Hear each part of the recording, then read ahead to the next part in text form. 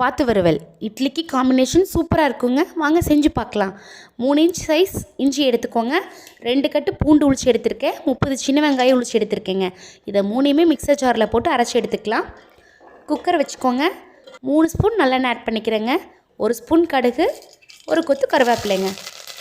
1/4 kilo சின்ன வெங்காயத்தை உளிச்சு வச்சுருக்கேங்க. அதையும் கட் பண்ணி ஆட் பண்ணிக்கிறேங்க. இதெல்லாம் நல்லா வணங்கட்டும்.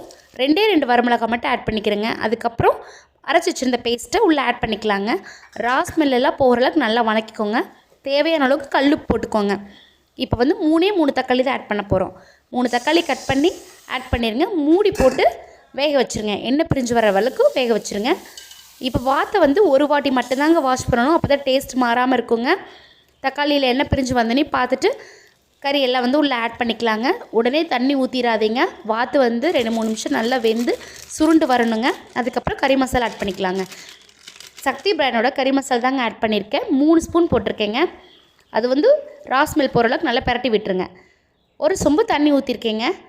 வீட்டில் அரைச்ச குழம்பு மிளகாய் தூள் வந்து 2 ஸ்பூன் ஆட் பண்ணியிருக்கேன்.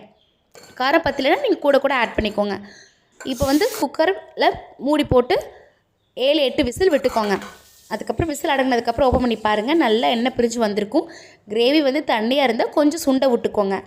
அதுக்கு இந்த ஸ்டேஜில் மிளகுத்தூள் போட்டு இறக்கிடுங்க. சூப்பரான வாத்து வறுவல் ரெடிங்க. தேங்க்யூ.